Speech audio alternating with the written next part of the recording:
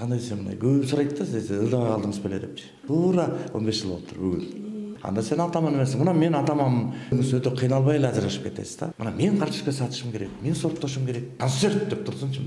Концерт деп мына шелпебей деп. Албетте оор болду. Мен 2 жылдап кыйналып жүрдүм ачыгын айтканда. Сен бул дүйнөгө эмнеге келгениңди билиш бул эң негизги проблема да. Биликке келсе эле проблемаңар чечилет деп. Дин десе эле бир молдолорду элестетет да. Ооба. Молдо боло бер, ырдай бер да. Эй жашаган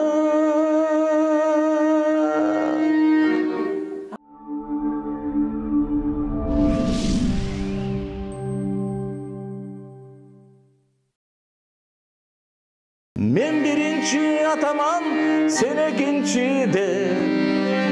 Бирде сени келтектеп, бирде келтек же. Канча жолумуш таштык, ай биз кыз талаштык. Аттың ошол күндөр калды кайда адашып. Эх достум, эсиңде барбы, ызычы толгон мектептен алды. Бас десе баспай, жаз десе жазбай, та жаткан күндөр жагайды. Бас десе баспай, жаз десе жазбай, та жаткан күндөр жагайды. Мен биринчи атаман, сен экинчиде. Бирде сени келтектеп, бирде келтек же. Канча жолумуш таштык, ай биз кыз талаштык. Аттың ошол күндөр калды кайда адашып. Аттың ошол күндөр калды кайда адашып. Саламатсыздарбы, жалпы Солото каналынын жалпы сүйүктүү көрөрмандары. Бүгүн бизде өзгөчө сонун коногубуз бар. Ретро жылдыз берүүбүздүн бүгүнкү коногу режиссер, оончу, аткаруучу, дагы да болсо коомдук ишмердей эле айтып коеюнчу. Өтө өнөргө бай агабыз жаныбызда турат. Бул агабыз менен маектешүү биз үчүн чоң бир сыймык. Анда бүгүнкү коногубуз Мухтар Атаналиев агабыз. Саламатсызбы? Саламатчылык. Чоң рахмат. Мындай көп жылдан бери сахнага келбесем деле издеп, агабызды чакырып сүйлөшөлүчү, эл менен байланыштыралы деп ушундай бир аракетиңерге чоң рахмат, Алла ыраазы болсун.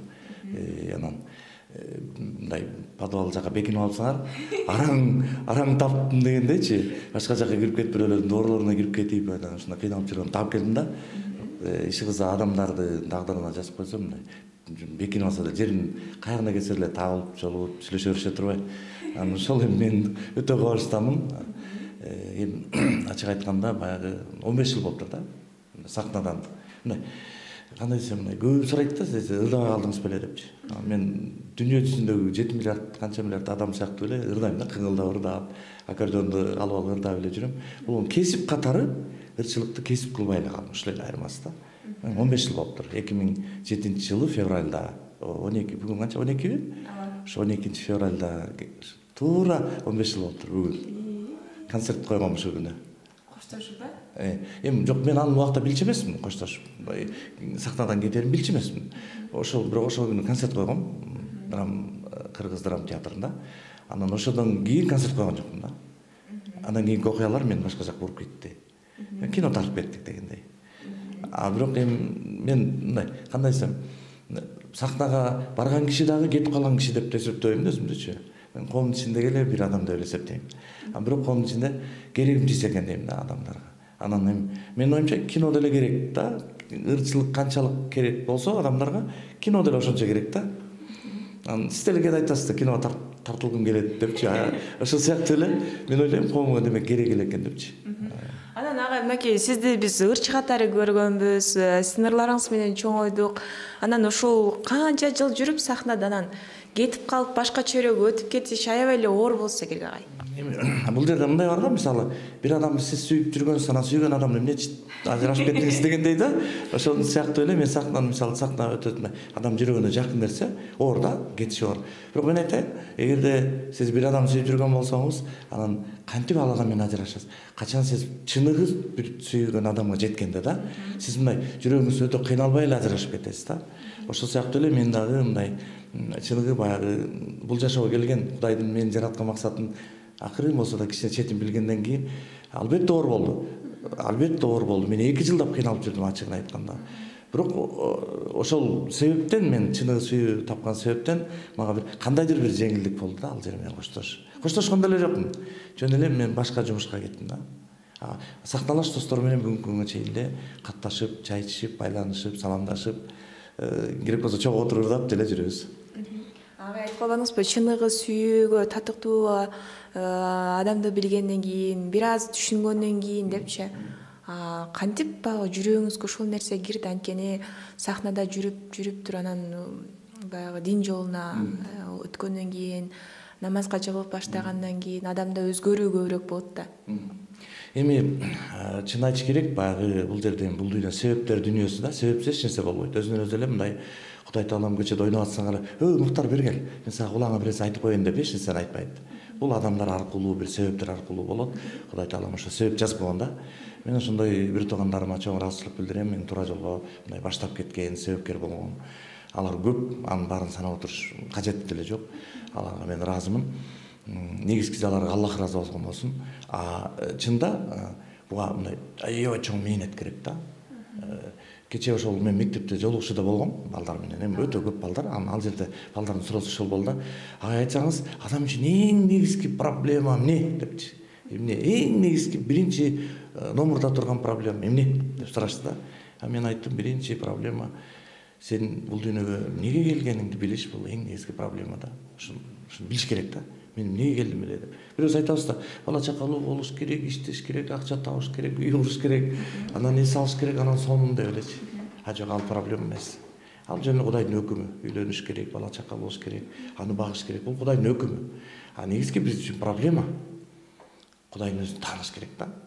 Мындай чындап тааныш керек. Мындай үстүрдөн билем Кудайды тааныйм деп кое беребиз да. Ал эмес. Кудай менен сүйлөшө билиш керек, жүрөк менен. Ошого жетиш керек, ошол даражага. Ал даражага адам Кудай менен сүйлөшө билген даражага качан жетет? Качан Кудайдын элчиси бар жерде жүргөн. Бул пайгамбарлар, ошо пайгамбарлардын үйрөткөн жолу менен бир аракеттерди жасоо менен гана ошол даражага жетсе болот да. Башка жол жок мындай. Жөн эле адамдарда маалымат угуп алып эле Кудай бар деп мындай деп ошол менен эле биз ошол мындай Кудай менен баарлашуучу даражага жетип калабыз деп ойлобуш керек да. Эгер адам бул дүйнөдө Кудай менен мындай сүйлөшө алган даражага жетпей өтүп кетсе, анда адам бул дүйнөдө келген негизги максатын аткарбай кетти да. Өтө жаман акыбал да. Биз ырдабай кетип калсак деле эч нерсе болбойт. Киного тартылбай кетсек деле эч нерсе болбойт. Керек болсо мен айтайын, үйлөнбөй калып кетсек деле эч нерсе болбойт да. Эми албетте жаман. Албетте жаман. Бирок мындай максатты аткара берсе болот, ансыз деле аткарса болот да. Ансыз. Ал ошол Кудайды сөзсүз түрдө өзүнүн даражасында таануу. Кудайдын өзүнүн даражасы бар. Чексиз даражасы. Ошол даражада таануу да. Алга келбесек кыйнала беребиз. Окатыбыз көп болсо да кыйналабыз, аз болсо да кыйналабыз. Бир жашоодогу бир ой максатыбызга жетсек деле кыйналабыз, жетпесек деле кыйнала беребиз. Жүрөктөгү баягы нерсе кетпейт да, такыр. Качан кетет ал? Балким ал жакшы нерсеге айланат. Жүрөктү кыжалат кылган нерсе. Качан Аллахтын өзүн тапканда да. Эми Аллах десем кээ бир киши бул эми башкача түшүнгөндөр бар да. Аллах десе бул арабтын Кудайы дегендей түшүнгөндөр да бар да. Бул чыныгы жердеги баардык жаратылган нерселердин чыныгы Кудайы. Аны биз Аллах деп коебуз. Анткени бир туугандарым себепкер болуп калды деп калдыңыз. Анан көбүнчө эле көпчүлүгү башына бир оор нерсе түшкөндө, ооруч түшкөндө же Кудай анын бетин аргысын, бирок катуу ооруп калган учурда дал ушул намазга жыгылып, баягы чыгармачылыкты көбүнчө таштап, ушинтип кетишет да. Ошо себебин түшүндүрүңүзчү ага, мен себебин аябай билгим келип атат да. Себеби мындай да, мен жанагындай чын кыжалат болуп эле жүрдүм көп жылдар. Мен мындай жашоодон кыйналып калган үчүн эмес. Жүрөгүмдө чыныгы кыжалатчылык бар болчу да. Анан эми мен иштеп көрдүм, политехти бүткөм, ошол жол менен иштеп көрдүм, акча деле таап көрдүк, коммерсант деле болдук. Башында ошол коммерция кылып акча деле таптык. Бирок мындай жүрөктө кыжалатчылык көбөйүп эле кете берди да. Анан ырчылык келгенден ырчылыкта деле мен мындай бир кандай десем, чоң эле бир даражага жеттим. Президент баш болуп мен дүйнө чакырып, мындай сый урмат көрсөткөн даражага жеттик да. Кудайга шүгүр, ал жакта. Бирок жүрөгүмдө кыжалатчылык кетпеди да. Анан мен өзгөчө мына саясий шайлоо учурунда бир иштеп келдик, Токтогулга барыпчы. ошодон келгенден кийин аябай көбөйүп кетти да. Эмнеге адамдарга биз жалган сүйлөдүк? Башкача айтканда, биз колдонуп аткан адам же болбосо партия бийликке келсе эле проблемаңар чечилет депчи. Кудайды таанысаңар деп айтпай калдык да. Ушул адамды эле шайлап койсоңор эле бүттү да. Проблемаңар чечилет деп жалган сүйлөй баштады. Анан мен жүрөгүм ооруп калып такыр эле. Анан үйгө келип, иним бар, ошо Арчыбештин мечитинде имам да. Анан иниме айттым, ушундай жаман жүрөгүм ооруп атат. Эмне ушундай мындай 200 эле болуп кетебиз адамдар. Карасам баардыгы эле жалган айтып атат. Шайлоо өзгөчө шайлоодо десем, аке эмне кыласыз? Мен айтайын бир жолу деди. Жүрөгүңүз даватка кетип калбайсыз деди да. Анан ошо 2007-жылдын аяк баштарында анан биринчи жолу 3 күнгө, анан кийин такыр болбаган, анан 4 айга кетип калдым маса депчи. Анан келгенден кийин көп нерсени түшүнүп келдик да. Ал жактан 4 ай деген чоң убакыт да. Ал жерде көп нерсени түшүнүш мүмкүнчүлүк бар да. Ошол анан инимге ал жердеги көп мындай даватта жүргөн. Кээ бирөө ойлойт дават анан мындай дин десе эле бир молдолорду элестетет да. Ооба. Жок, даватта жүрүп президент болсо болот. Даватта жүрүп ырчы болсо болот. Даватта жүрүп киночу болсо болот, спортсмен болсо болот. Силердей болуп мындай элди машин бириктирген бир мындай студияларды ачып иштесе болот. Боло берет даватта жүрүпчү. Молдо болуш кереги жок. Анан мен ошол жердеги молдо эмес, мындай чыныгы мусулманчылык акыйкат түшүнгөн досторума бүгүн да ыраазымын да. Көпчүлүк келип айтты да, көпчүлүк келип. Жүрүңүз, барып келиңиз, түшүнүп аласыз депчи. Анан мен андан бери миңдеген адамга мындай себепкер болдум да. Азыр алар келип мага айтат. Тараке, сиз ушул аяп деген кино тартып, анан биз чогулуп, анан сиз даватка чыгып, биздин айылга келип, анан мен ошондо биринчи жолу сизден уккам, анан мынтип динге келгем деп бүгүнкү чейин ал жолу айтат. Bundan өткөн эмне бакыт бар, туурабы? Албетте мен сиз менен аркылуу ырчылык келгем дегенде азыр мен бир 100дөй окуучум бар ушу Бишкекте элечи, азыр ырчы болуп жүргөн. Киночулар деле бар. Алар деле айтат, биз сиз аркылуу ырчы болгонбуз деп деле айтат. Ага деле мен ыраазы болом. Бирок сиз аркылуу Кудайды тааныдык дегенде жүрөгүм жарылып кетейин дейт да. Мындай бактылуулук, мындай чексиз бактылуулук да. Амнеки өзүңүз чыгармачылыктан кетем дегенде жакын досторуңуз кандай калды ба? Чыгармачылыктагы досторуңуз? Ачык айтканда 99% каршы деле эмес, мындай кызыктай болду да. Койчу эми молдо боло бер, ырдай бер да. Намаз окуп ырдап эле жүрсө болот да депчи. Мен деле айтпадым чыгармачылыктан кетип атам деп. Мен болгон эле барбай койдум да. Сахна жакка барбай койдум. Мечитте 2 жыл жашап алдым да. Анан кээ бир суруп чыга албай койдук. Бир күнү ошол жерде мен эми албетте мен кесип кылып жүргөм ырчылыкты, бирок эме анан мен барбай калдым сахнага. Башка бир кесипти колдонуп нан таап жеш керек да. Анан ошондо мен магазин ачтым. Анан магазинде эме аргандай да. Анан кирип эшигинин алдына багы жашылча коюп коесуң го. Мындай картошка, пияз, ошол сорттоп атсам бир киши келип мен көрүп калдылар, мынтип карап. Эми ал убакта мен таанымал эле болгом да. Азыр тааныбай калышы мүмкүн. Ал убакта мынтип, "Эй!" мынтип карасам, "Уктарсыңбы?" дейт. "О, эмне болду?" "Эмне кылып атасың? Картошка алып атасың?" дейт. "Жок, сатып атам" десем. "Эй, сен тур бар, сахнаңа бар. Мына мен картошка сатышым керек, мен сорттошум керек. А сен тур жана сахнаңа" деп мени урушту да. Анан ушундай деле кишилер болду. Албетте ал мага жакшылык каалап атат, мындай бир мындай келечек эмне кандай бул ырчы, бул оончу, бул деген ушундай киши. Анан бул мындай картошка сатып кетпеш керек да дегенди айтып атат, туура эле айтып атат, туура эле. Бирок эми акыйкатта анын акыйкатын түшүнгөн жок да ал киши. Мен эмне үчүн картошка сатып атканымчы. Адамдар баары бирдей да чечем. Кудайдын астында баарыбыз бирдейбиз да. Ошон үчүн аны мындай терикпеш керек да. Сода кылгандан керек болсо көчө шыпыргандан терикпеш керек. Мына мисалы Ирандын президенти мусулман адам Ахмед Нижат. Ахмед Нижат 2 жолу президент болгон, эл шайнаган. Азыр көчөдө кой кайтарып эле, жөн эле 5-6 койун айдап алып эле таяк көтөрүп эле жүрөт, эч кандай президент болгон адам. А эмнеге? Ал Кудайды тааныйт да. Ошон үчүн мен деле ошондой мындай адамдар каршы деген да башка мааниде балким мындай кызыктай болду да. Ушундай да болобу? Эми белгилүү адам, ырчы адам келип, ушундай молдо болуп алат деген эмне депчи. А мен негизи акыйкатта молдо эмесмин. Молдо деген ал илимдүү адам. Ал деген кичинекей медресени окуп, арабчаны жаттап, Куранды тытып, ичинен баарын окуп, которуп берген адам түшүндүрүп. Эми биз мусулманбыз да.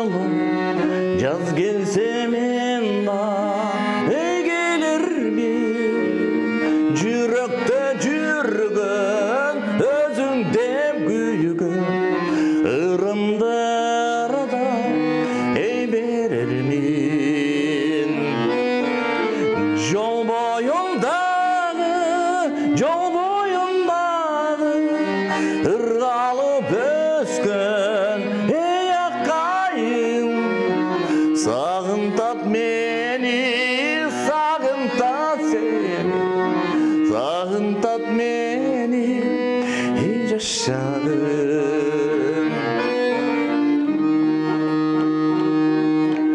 сагыныч эзип жүргөнүң сезип күз келсе мен да эгелермин жүрөктө жүргөн өзүң деп күйгөн сүйүмдү сага эй берермин жол боюндагы ыргалып өскөн эй акайым сагынтат мени сагынтат сени сагынтат мени эй жашагым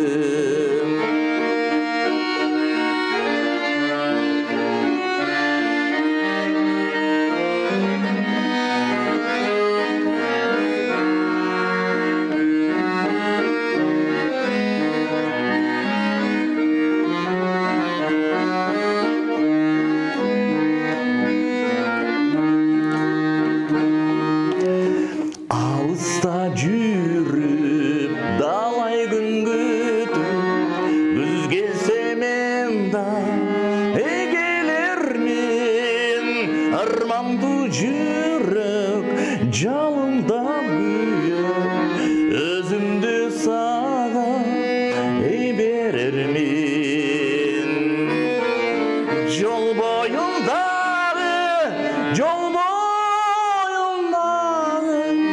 ыргалып өскөн эй акайым сагынтат мени сагынтат сени сагынтат мени эй жашагым агай бүгүн мынакей дал ушул ретро жылдыз деп атайын бүгүнкү берүүбүздү ата алганбыз. Анан сизди ырчы катары билип чоңойдук деп жогоруда айткандай эле ошол боюнча сүйлөшкүм келип турат. Жаңадан сахнага аралашкан учуруңуз андай кызыктар, анан ушул чыгармачылык чөйрөгө аралашууңузга эмне себеп болду, анан эмнелерди таап алдыңыз? Мен бир интервьюм чыгып кеткен, кийин биздин мусулман бир туугандары дагы кичине нааразы болушту. Мындай тема ошондой болуп калыптыр. Мен 20 жылдык оорудан сахна айыптырды депчи. Астагфирулла, сиз мусулман адамсыз го, кантип сахна айыптырат? Сизди Кудай Таалам оорутат, Кудай Таалам айыптырат, түшүнүп айтпайсызбы деп. Мен эми ошол убакта ошондой түшүнчүмүн да. Мен Кудайды тааныбачымын да. Мен ошол убакта ошону түшүнчүмүн, ооруп аткам. Анан эле мындай кандай оору, мындай ар кандайбы ден соолугуң начарлап кетет, мындай акыбалың начарлап кетет, оорулар болуп калат. Анан ошондо сахнага келип гастролдоп, чыгарма жазып, алаксып жүрүп, мен баягы оорудан алыстап, ооруну унутуп калдым да. Ооруну унутуп калыш керек. Албак чырылдап жок болуп кетет. Биз ооруну аябай багабыз да. Ооруп атабыз депчи. Ошон үчүн мен ошол жаман адатыман айыгып, алаксып, эл менен жүрүп, мен көп бир 20га жакын ооруларым жок болуп кеткен да. Мен ошону түшүнчүм, мен сахна айыптырды депчи. Мен ошону интервью берсем, ошентип кап болушкан да. Негизинде чыгармачылык мындай туура пайдаланса жакшы. Кандайча? Мисалы баягы бычакты киши союп койсоң жаман да.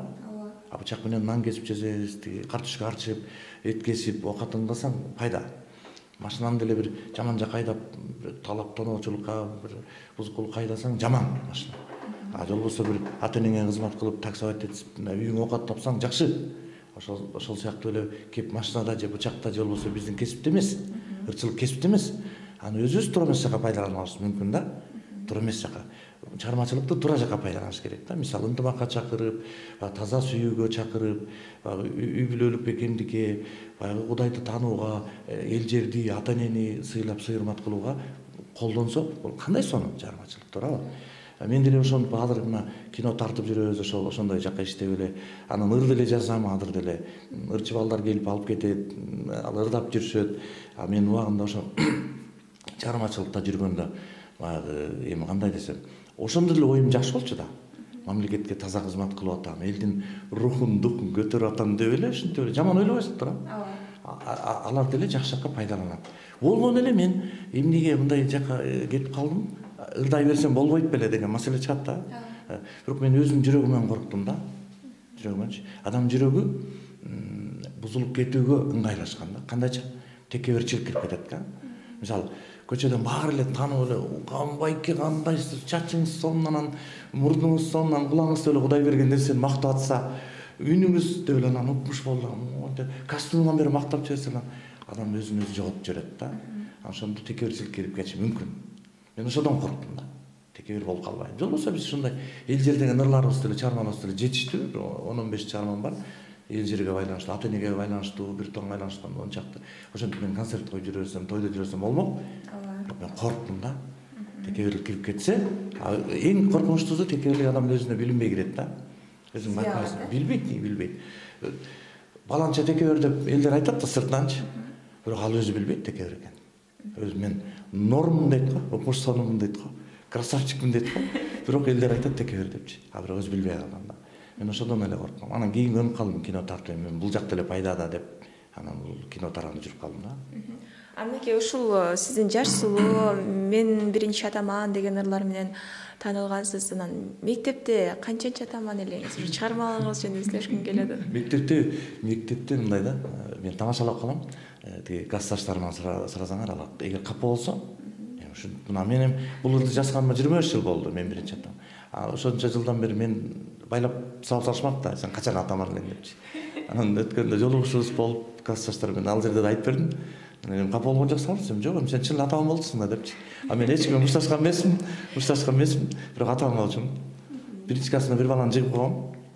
Боюм узунаак, анан ошодон эле сабакты жакшы окуп калсаң эле атаман дейсиң, анан кийин класском коюп койдум, мугалим балдар тийишпей калды. Анан кээ бир чоң класстын балдары келип, бир кезең сен биринчи атаман дейт го деп. Анда тигине жыгчы дейт, сабачы дейт да. Анан мен койчу, бирөөнүн баласы дем, аны неге? Анда сен атаман эмессиң. Мына мен атаманмын, мен классташтарым бүт сабайм дейт. Анан ызаланып кетип туруп барып жыгып саласың, ал ыйлайт. Анан кайра ойлоносуң, эмнеге муну бирөөнүн тилине кирип, бирөөнүн баласынын колун кээде колу сынып кетет, кээде бир жери сыйрылып кетет, кээде бети жарылып кетет. Уруш жаман да. Анан ошондон кийин 5-6 класстан кийин такыр урушпаганга аракет кылдык. Бирок баягы 1-класс бойдон эле 10-класска чейин атаман деп коюшту. Башка мектептер менен мушташ болуп турганбыз. Кимсилердин мектепте биринчи атамансыз? Мени көрсөтүп коюшат. Анан мен менен барып жакшы сүйлөшкөндө эле кой мушташпай эле болчу деп коет. Анткени мен жакшылыкка чакырып коем ушундай да. Ошондой эми бир жакшы нерсеси бар атамандыктын. Эмне? Бул эмеде айткан лидер деп коет го. Мисалы, баардык эле дүйнөдө өзгөчө атаман деген сөздү колдонгон элдерде лидер эле болгон да аларчы. Чындап мушташа келсе, ал балким көбүнөн таяк жейт да.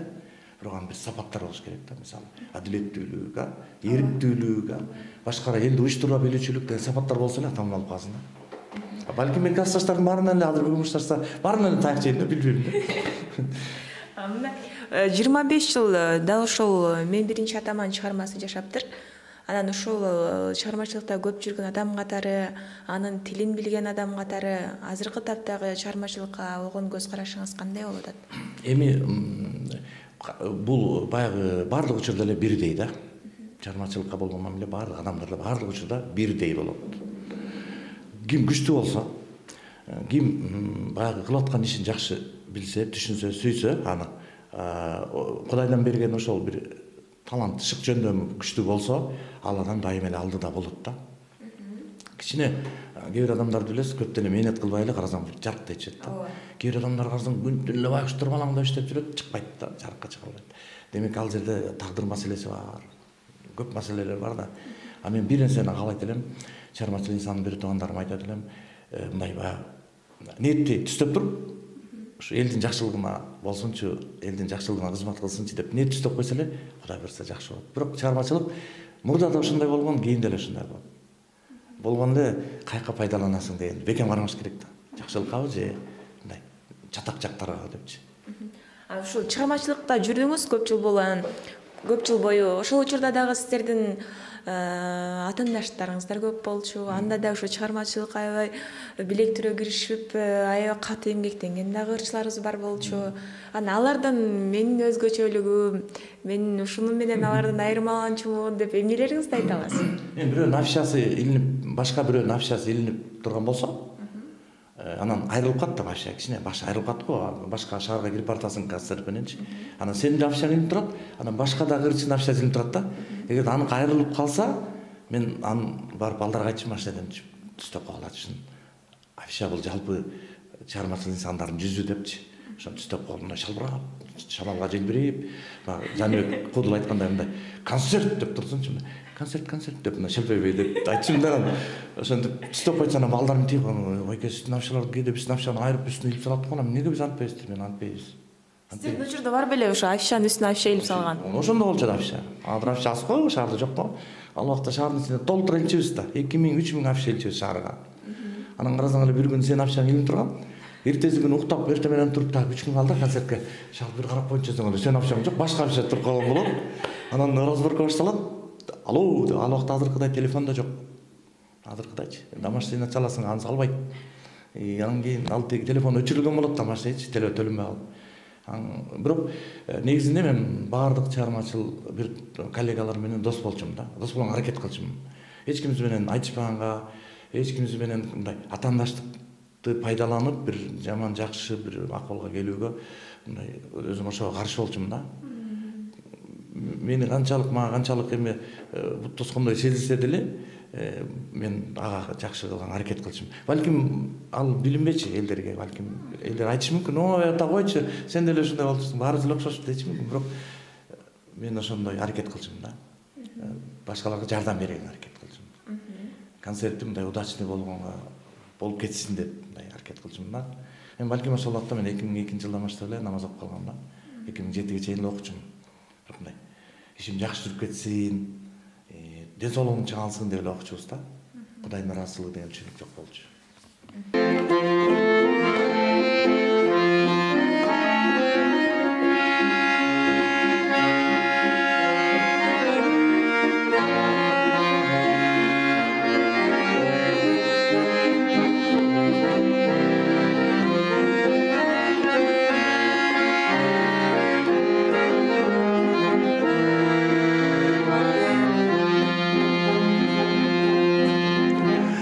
Жадырап турган жайдын кечинде ата эне ойлойт улуу жөнүндө, аймалап соксо беттен жаз жели, шыбырайт шамал сүйүү жөнүндө, аймалап соксо jaz jeli,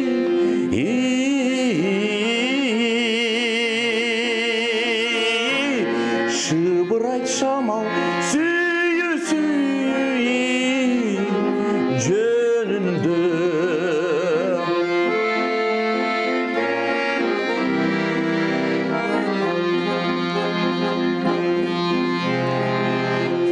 Şıbırı dolgun güzdün geçinde kızı jönündö, aymalap soksa betten güz geçir, şıbırayt şamal süyü jönündö, aymalap soksa betten güz jeli,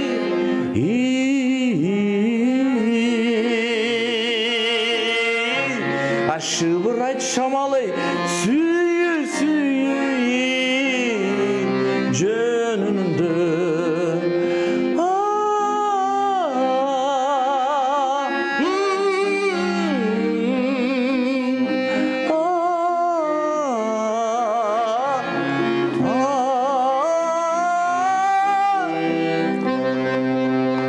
Şıbırayt şamal süyü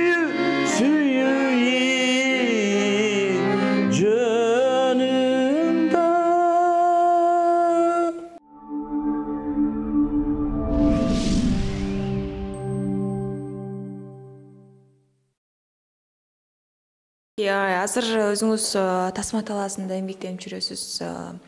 Аят тасмасы чындыгында көпчүлүгүбүздүн жүрөгүбүздөн орун алып, ушундай динге болгон сүйүүбүздү ойготту десек да болот. Анан алдыда дагы кандай тасмалардын үстүндө иштеп атасыз?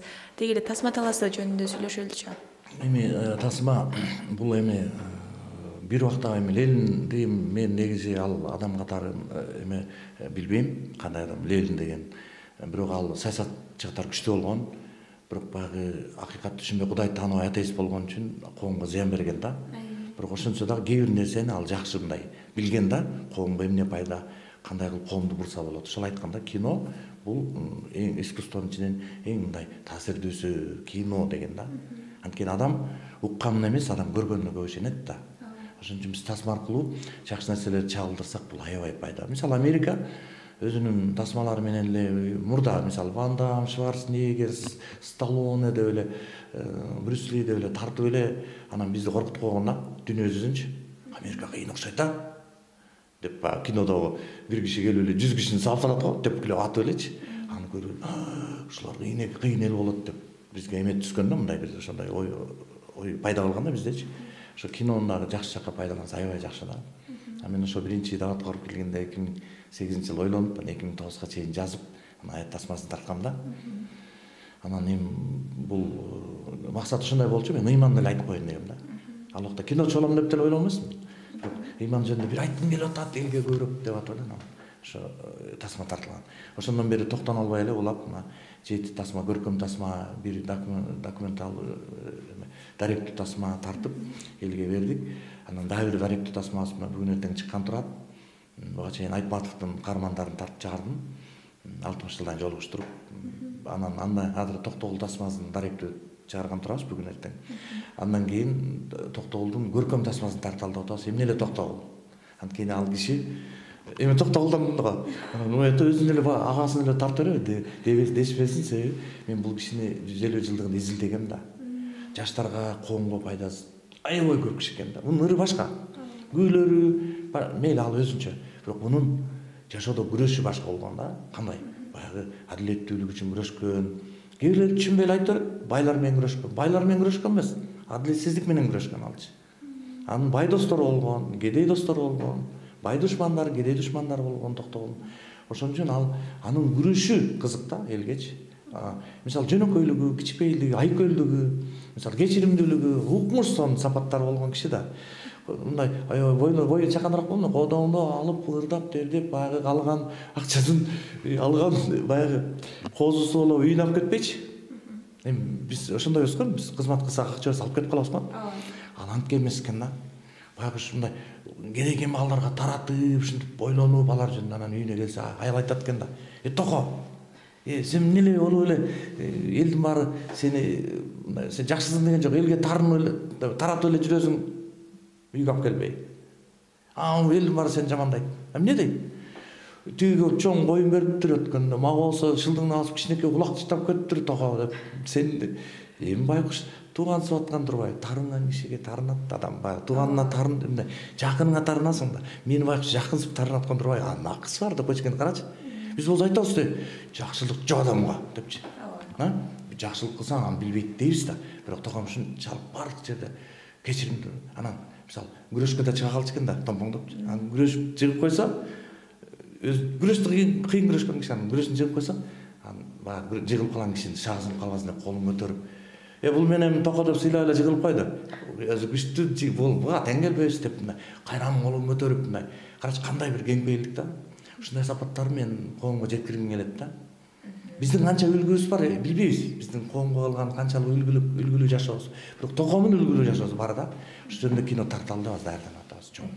Эмнеки агай, сиз Токтогул жөнүндө айтып атсаңыз, сиз өзүнүн байкеси экен деп атса, мен сизди байкем экен деп мынакей караңызчы, убакытты. Убакытты карасаңыз, бирибиз улан эле анан Токтогул деп калдык. Токтогулдуктар ырырдабай калса болбой калбайлы анда. Бир ырдап ойлоп калсаңыз. Жок, Токтогулдуктар негизи эле таланттуу келет эмеспизби агай, мындай эми айтып калышчу эле тиги ырчылар экөө бөлүнөт депчи. Эми бул карасаң ушун мактанып кетебиз да кудай. Токтогулдуктар анан Токтогул эмес ырчыларга бөлүнөт деп койчу да. Кайсысына кирип каласыз? Мен Токтогул ырчымын да. Анан Токтогул эмес ырчылар бар да, башка жактык. Депчи. Анан бул эми баягы жөндөн чыкпаса керек, Токтогул улантып баягы ал киши таасири болгон да негизичи. Өзүм ыйлап жүрүш мүмкүн.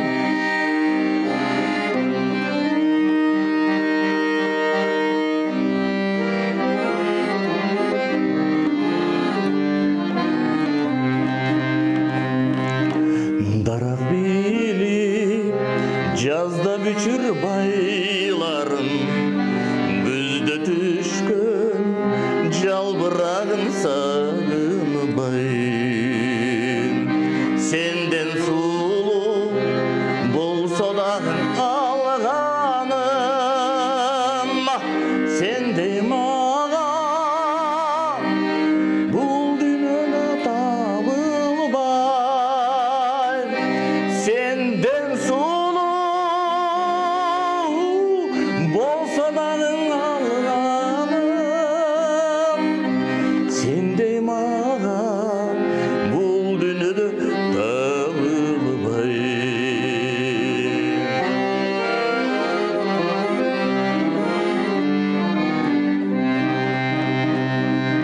Көлгө жетпей суулар солуп акпасы, жарга жетпей жигит жалгыз калбаса,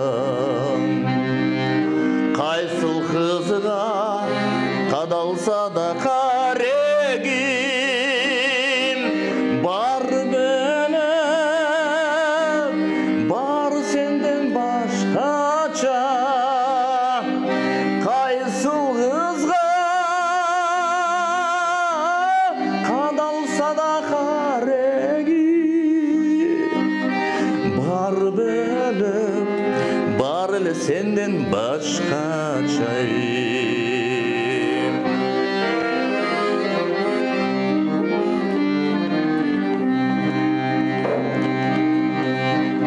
Кимден калган тагдырына тарымы, кимден калган сүйгөн жандан айрылыш.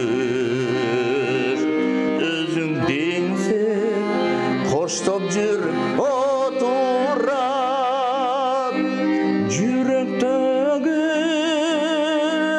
сага деген сагыныч. Жүрөк кезип коштоп жүрүп отурат, өзүмдөгү сага деген сагыныч. Сенден сулуу болсо дагы алганым, сендей мага бул дүйнөдө табылбай. Неке агай, дагы да болсо ырдаганында ырга болгон сүйүүңүздүн күчтүүлүгүн көрүп атам. Кээде баягы сизден сабак алайын, ырларыңызды бериңизчи, ырдап чыгайын деген жаштардын санабы көп болсо керек. Азыр деле бар. Мисалы бүгүн деле азыр бирөөгө жолугам. Күнү эле да, кече күнгүр эмес, жакшы. Шүгүр. Сабак сурайт, кандай кылсак болот. Экинчиси ыр сурайт. Үчүнчүсү мен баягы өзүмдүн мындай кандай эмемди сурайт, баягы кандай болуп биз кантип дегендер сурайт да. Анан кыскасы мен эч кимге мындай жок, аны жок, баарына колдон келишинче жардам беребиз. Эмнеге? Биз ушу менен адамбыз да. Бирөөгө жардам издеген адамбыз да. Болгондо мен айтып коем, ачыгын айтам. Ошондой кандай эмне үчүн сактадан кеткенин баарын айтып коем. Өзүм ойлон дейм. Анан кийин тиги чыгармачылыгыңды мындай кандай десем, элдин жакшылыгына жумша дейм да, жакшылыгына болду ошол дейм. Анан баягы атактанга жетсем экен, мени элдер мактаса экен деген туура эмес ойго кетип калма депчи. Ошо насаатымды айтам, кайрылышат бүгүн деле. Ай, буюрса сизден да көптөгөн кинолорду күтөбүз, эми тасмаларды күтөлү. Анан азыркы тапта жалпы көрүп жаткан жаш ырчыларга баягы Шахрежа айтып калды, азыр жаштар сахнанын эрежелерин билбегендер бар экен, аларга улумундар кеңеш айтыш керек экен депчи. Сиздин бир алтын кеңештериңиз калы? Башкы максаттар, башкы эмелер керек экен? Ырчы болуш үчүнбү? Эми негизи башкалар айткандыр. Мен бир нерсени айтып кетейин. Мисалы, сахнада адам турганда баягы көрүүчү менен сүйлөшүш керек да. мындай көз карашты алыш керек да. Мисалы ар бир көрүүчүнүн көзүнө карап, анын менен сүйлөшкөнгө аракет кылыш керек да. Ошондо көрөрман сенин көрөрманың болуп айланып кетет. Эгерде биз асманды карап эле ырдап атканда баягы сахнада да, мен берде айткан жокмун. Көз кечке тиктеше берип башка мен просто айтып атканым тиги сахнада ар бир ал сенин көрүүчүң. Ал сени мындай сен угайын деп келди. Анан ошон үчүн ар бир көрүүчүгө мындай көз кырыңды салышың керек да, сөз. Мындай аралыктан болсо да пикир алмаш керек да. Анан бир кишини карап алып, бир точканы карап алып, кечке же асманды карап алып ырдай бергендер дагы бар да. Антпеш керек. Анан сөз түрдө мындай жылмайып ырдаш керек. Эч качан сен көрөрман сенден жаман нерсе күтүп келген жок да. Анан бул эми пайгамбарыбыз негизи жылмайып сүннөт деген го. Жылмайып жашоодо деле жылмайып жүрүш керек. Анан жылмайдың эле сенин бул садагаңда болот, жакшылыгыңда болот, бүт ошонун ичине кирип кетет да. Ошон үчүн эми тем более сахнадамы бул мындай адамдын сүймөнчүгүнө айланып сөз жылмайып жүрүш керек да. Мен көп бир экөөнү айтып коеюн, ошо деле аябай пайда да менимче. Чоң рахмат агай, мынакей сиз менен маектешкен чынында аябай жакты. Колдон келсе эртеден кечке деле маектешергенге баягы алып барып коет экенсиз да. Сонун сүйлөйт экенсиз.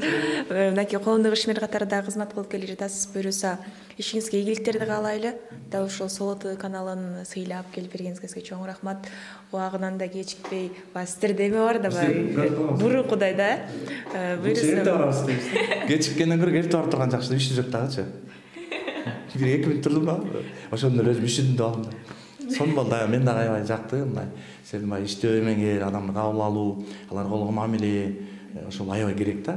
Ошондо эмесеңер эле, кармасаңар эле, канча жыл болсо дагы адамдар менен иштеше бересиңер да.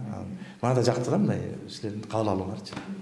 Сизге да чоң рахмат, бар болуңуз. Мынакей достор, бүгүн бизде ретро жылдыз берүүбүздө Мухтар Атаналиев болду. Буюрса агайыбыздын ырларын биздин берүүдөн толук көрсөңүздөр уга аласыздар. Сизге ийгилик жана дагы ийгилик агай. Бар болуңуз.